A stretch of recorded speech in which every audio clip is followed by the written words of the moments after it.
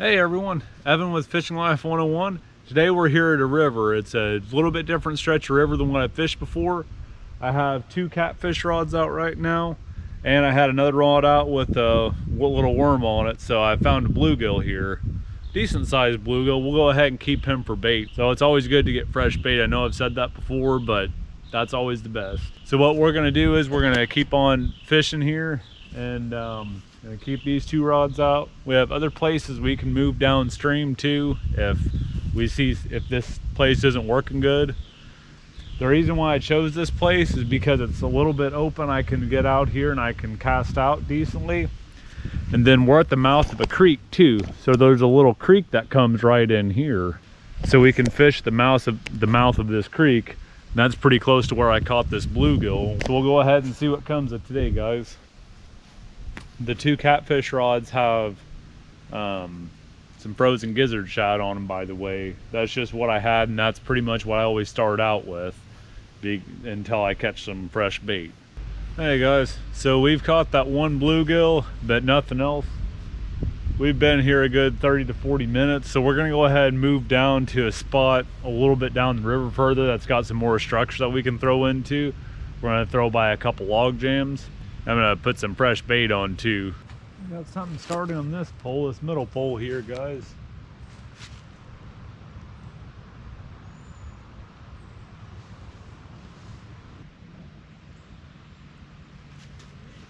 Okay, a little bit more. I think I'm gonna pull this one in here in a second. That's almost tapping like a turtle. I had the fresh bluegill out on that. I had a bluegill head.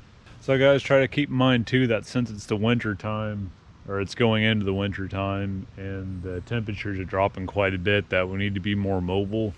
The fish aren't going to be moving as much, so we have to move around to them. So if you're sitting somewhere for a long time, just go ahead and move. It's not like the summertime where you can afford to sit there and wait for the fish to move around and come to your bait. You really have to be able to move to them and find where the fish are. So far it's been a pretty quiet day. We've caught the one bluegill that we're using for cut bait right now, and then we've been getting the bite here, which seems almost like a turtle, and now it's kind of quit, looks like. Now it's kind of starting again. If you watch in on this, the line and everything is just kind of bouncing, and that's what a turtle will do.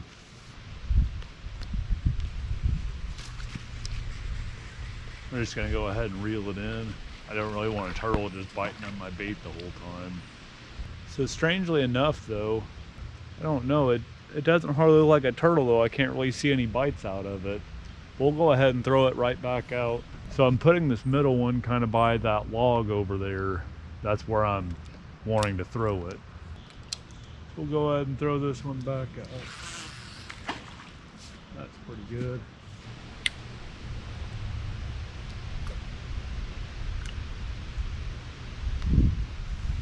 I've been getting a few little bites right here. Just have a worm and bobber out. The one catfish line that I had, it's up in a tree right now, so I lost it and broke the line off. I just haven't put a new one back on yet, which I might do and I might not. I'm not really getting a whole lot with fish right now, so I'm just trying worm and bobber to see if that does any better. It's not really a whole lot moving today, and it doesn't help that the water's pretty shallow right here. Hey guys, so we're out here at the fourth spot today. We really just haven't been finding the fish like I thought we would. The weather has really cooled off here recently, and it's supposed to get down to like 34 degrees tonight. It's almost freezing. So I think that's probably kind of turned the fishing off, the water level, or the water cooling off rather quickly, and then the air temperatures cooling off too, so it's only going to cool off more. So we weren't catching the fish like we did yesterday when we caught all those bowfin on a different part of the river. We're probably going to pack up here pretty soon. There's just not much action happening. I've probably been out here for close to 4 hours now.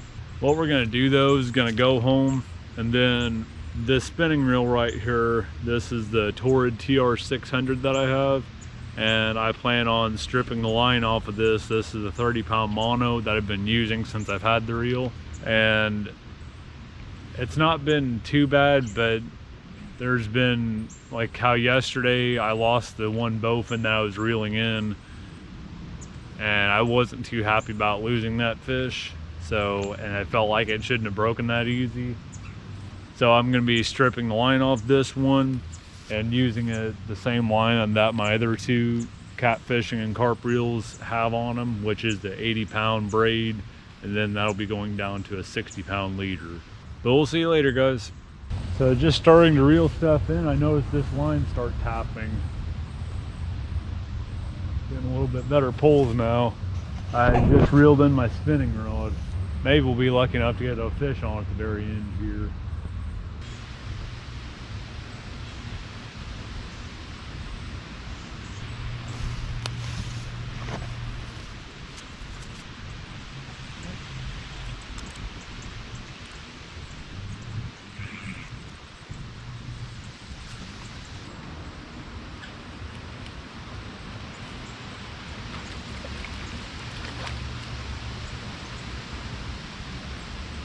Well, that didn't amount to anything, of course. Hey everyone, so we're back at the house. I guess that ended up being a turtle or something, but it wasn't a fish that we had caught. But like I said, we're gonna go ahead and respool this reel. Now this is the Torrid TR600. It has 30-pound mono on it right now. And I'm just ready to put some braided line on it. This is 80-pound spider wire that I have here. Same thing that's on all my other catfishing rods. So to pull it off, we're just gonna go ahead and pull this old line off. Let me pull. Okay, Jackson's gonna help pull some of it off. And we don't have a whole lot of line on there. As you can see, the spool's it's not full of line either. I've had to cut line off.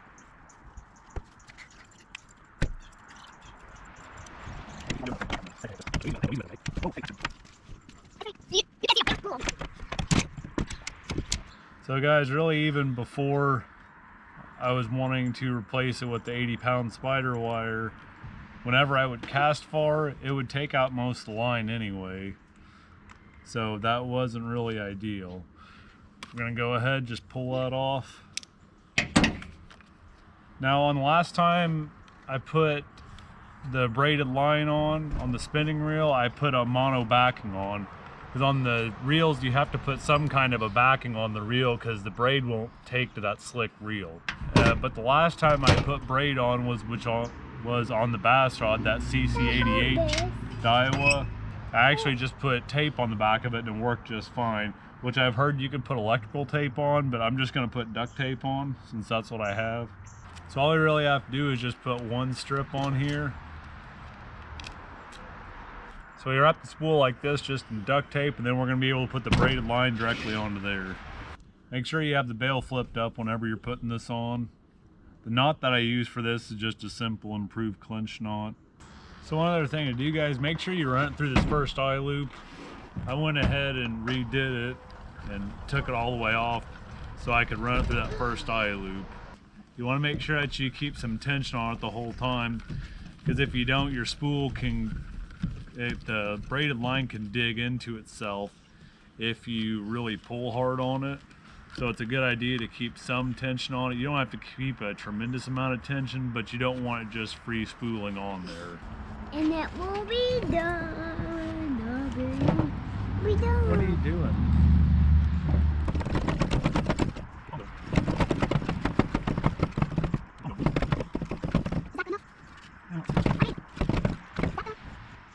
Yeah, hunt's getting to be about enough.